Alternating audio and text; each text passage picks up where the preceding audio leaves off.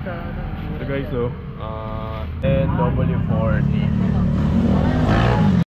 Ayun guys, nakaano pala ako, ilang kilometer pala yung kagabi. 42.1, simula Antipolo hanggang Bulacan. Ngayon swimming naman, kahit bumabagyo, swimming tayo. Family bonding. Minsan lang naman kasi ito eh, pagbigyan natin.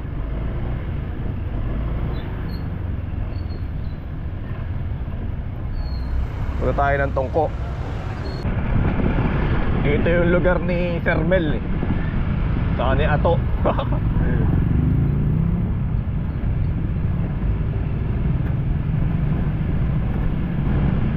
Mga class S na pangit, nandito na. Pangit ng video nung ano, kahapon. Kita yung strap ng helmet ko. Nag super view ako eh sa GoPro. Parang ano, tawag doon, parang 0.5 niya. Bukod sa wide, ultra wide, kumbaga sa cellphone ultra wide. Kita yung strap ko. Pwede na yun. May mga sinabi ko na nakaharang yung strap eh, hindi ko na sinama. About dun sa Araro sa may butas. Kung tatakpan nyo, di ba? Nakasayo na yun. Umuulan na po. Umuulan na dito sa San Jose. Pero tuloy ang swimming. Yan lang naman sa Tungko. May resort dyan. Birthday kasi ito ng Kuya Hans. Kaya walang makakapigil pag birthday, di ba? Saan ba tayo kay Hans? Saan tayo? Kaliwa. Saan?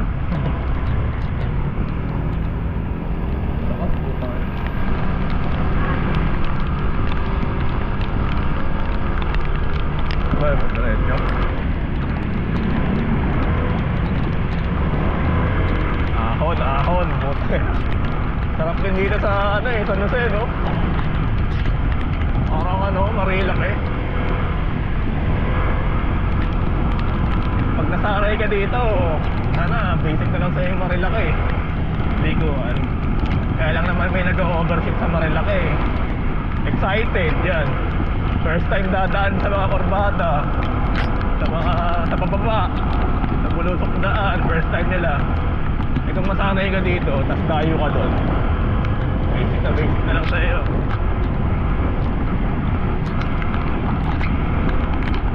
Ahon yan ah. Lakas ng ulan. Sarap mag-ride. Sarap mag-ride ng hira. Wala pang pasok sa Monday, no?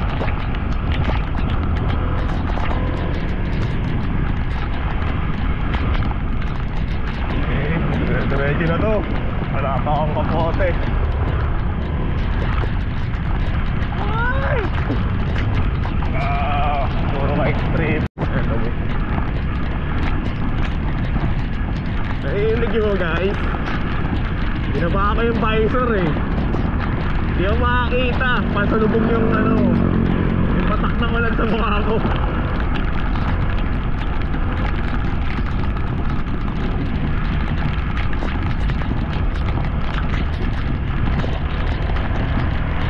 Parang Marilaki, no?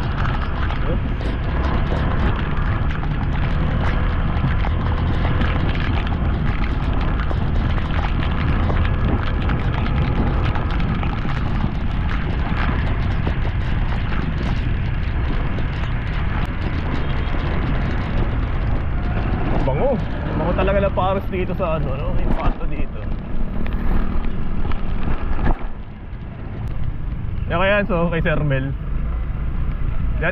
dapat dandalin yung Honda Beat nyo eh, no?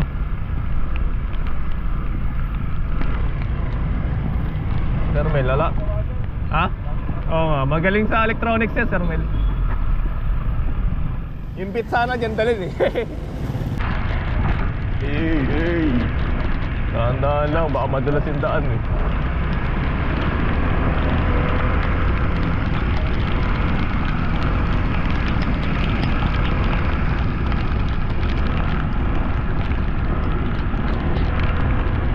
Marurot kasi ko yan, so marurot na yung legendary smash. Ano ka ngayon, yung udyukan ko kung bumili ng Giorno eh. Balak yung bilhin, yung Mio Gravis. Sabi ko mag-Giorno ka na lang, ba't ka mag-Gravis? 2 years lang, may bagong version na, yung Gravis. Etong Giorno, di nalala ko sa itsura. Kahit maglabas ng bagong version yan, kulay lang ang binabago. Saka, ayun, ABS, mga ganon. Pero yung itsura yun pa rin, classic nga eh. Classic looks eh, modern classic kung tawagin ngayon, di ba? Ewan ko kung ano, pipilitin ko yan. Magtsatsaga ka doon sa Mio.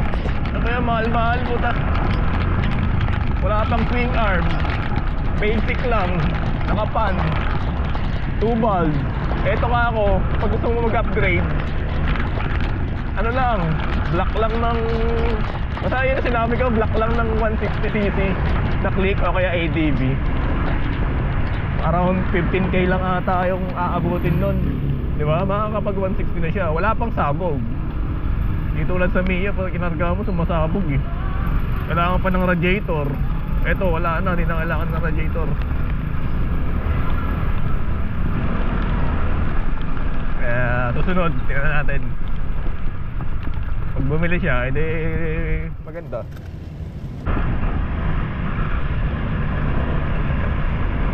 Oil change na pala tayo guys. Nakalagay sa panel. Kailangan na pala mag-change oil. Hindi ko pala na bago. Binago ko ito, ginawa ko 1.5. 1K pa rin pala. 1.5 sana mag-change oil ngayon. Hindi ano, mag-a-adjust na lang tayo ng 500. Yun nga, papa-change oil tayo siguro ng ano ba, Shell o kaya Motul. Kasi subok ko na yun, dalawa na yun eh. Compare dito sa gamit ko ngayon na yung Honda Blue. Ang gas pang agad, dati naman wala pang 1.5 oh.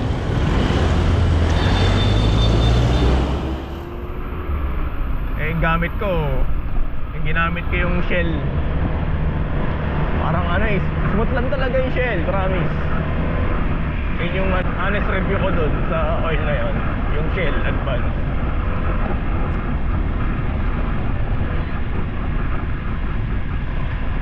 Sa Motul naman, ganun din, halos same lang sila, tahimik yung makina.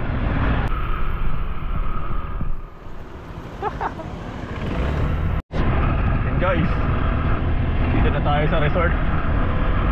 Flip na lugar ka.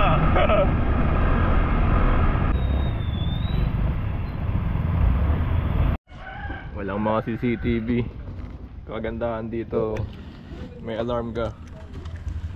Anti-nakaw alarm, anti-tip alarm. Ganito yan oh. Pag ninanakaw. Ayan oh.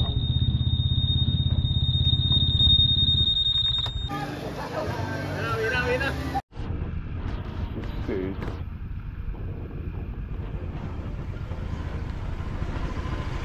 Uwian na guys, tapos na mag-swimming. Puro dumi ah. Yan guys, uwian na. Tapos na kami mag-swimming. Yan. Oil change na pala nakalagay dito sa panel ni Giorno. Kala ko na set ko ng 1.5. 1K pa rin pala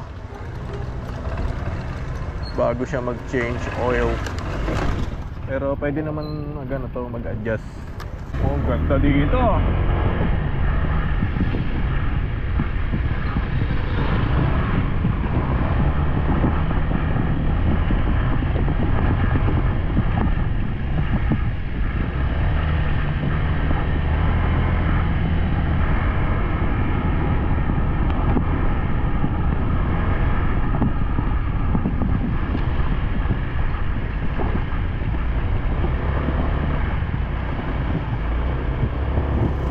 Balik na tayo ng Sapang Palay.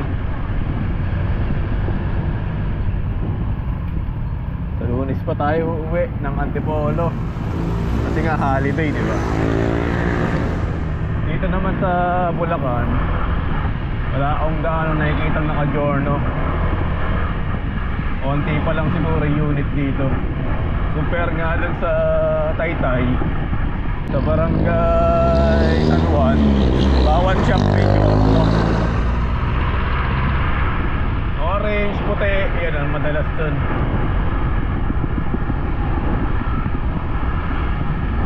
Ganda kasi pihisa ng puti, tapos orange, tapos mag-ano ka, mag-sabay concept ka, pogi nun. Yun na lang pala pag may nadaanan akong shop na may oil na Motul o kaya Shell Advance, doon na lang ako magpapa-change oil dyan sa Sapang Palay. Pag may nadaanan tayong magandang shop, yung matinong shop,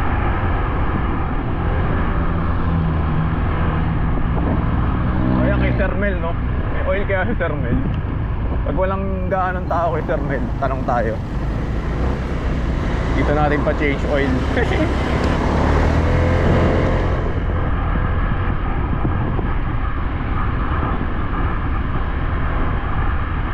Na may aso, guys.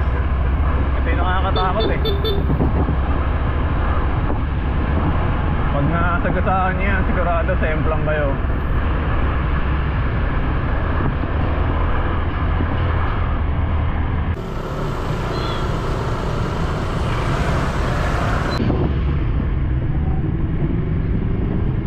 Oil kaya sila dito. Walang oil eh.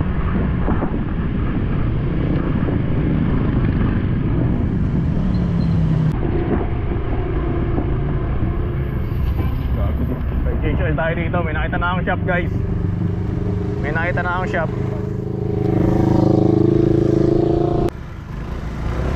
May nakita tayong shop, guys. Dito tayo magpa-change oil. Feeling ko may ano eh,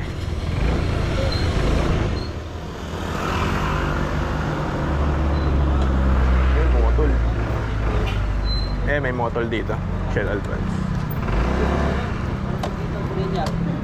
Change oil po.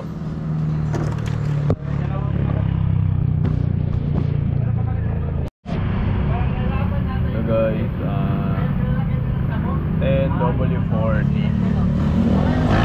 Pero tayo, Shell Advance tayo. Kaya Motul. Magkano yung Shell Advance? Magkano yung Shell Advance, sir? Ilong ride? Sige, ito na lang. Saka ano, gear oil. And guys, magpapa-change oil na tayo dito sa San Jose del Monte. Shell long ride ang gagamitin natin.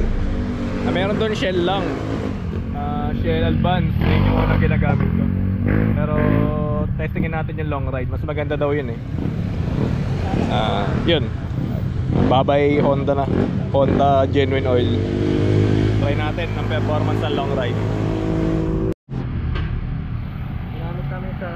So guys, Japan, made in Japan. Testingin natin to next ano natin, change oil.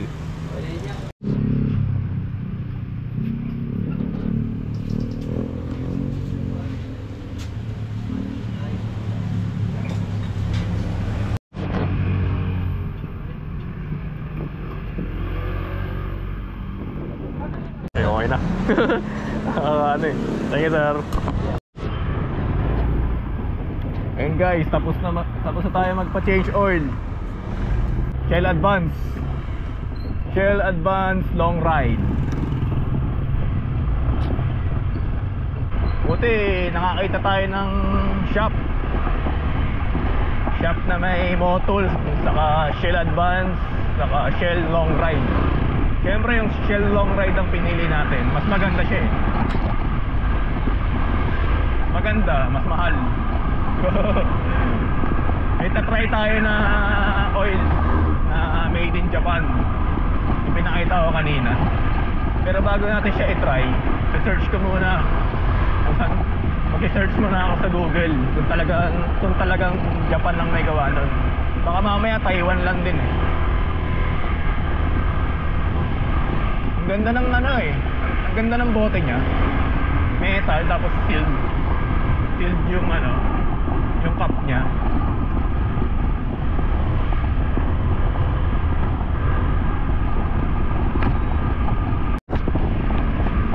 Baka mamaya may magsabi dyan, papalit-palit ka ng brand ng oil.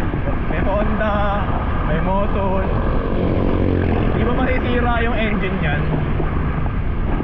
Para sa akin, di masisira ang engine yan. Basta legit yung oil nyo. Huwag niyong kakargahan ng peke. Alam nyo yan. Motul, maraming peke sa Shopee nyan. Pati yung Honda, ang daming peke sa Shopee nyan. Kaya kung bibili ka ng Honda, sa kasa. Pag Motul, yung trusted shop, yung pinagkakatiwalaan yung shop, doon kayo bumili. Once na nalagyan nyo ng peking ano yan, oil yan, doon masisira yung ano nyo. Doon na mag-i-start ng sira yung mga gearings ng makina nyo. Pero kahit anong brand yan, basta sinusunod mo pa rin yung nasa manual. 10W40, ganun yung mga ano eh, yung mga oil na yan eh. Sundin mo lang yun, saka huwag ka matutuyuan ng oil. Doon masisira yung makina mo. Sabi ko nga nung nakaraang video ko, 1,000 km to 1,500 magpalit ka na ng oil. Kasi lalo sa Honda nagbabawas ng ano yan, nagbabawas ng langis, di ba? Eh kung magte-change oil ka ng 3K, 4K, wala na yun, tuyot na yun. Di ba sira yung engine mo? Eh dahil Shell long ride ko, siguro sagad 2K pwede. Sagad 2K, no? I-share ko sa inyo yung ano, yung feedback ko. Kung 2K, kung wala pang gas pang, pwede. Pero pag 1K pa lang may gas pang na, sabihin ko mismo sa vlog ko, kaya 1K, nakaramdaman na ako ng gas pang. Yun, sabihin ko na lang. Basta i-set natin ang ano, 2K yan. 2K, set natin ang 2K. Pag 2K, smooth pa rin tawak mo, okay, Shell long ride tayo. Hanggang kamatayan, no? Shell long ride.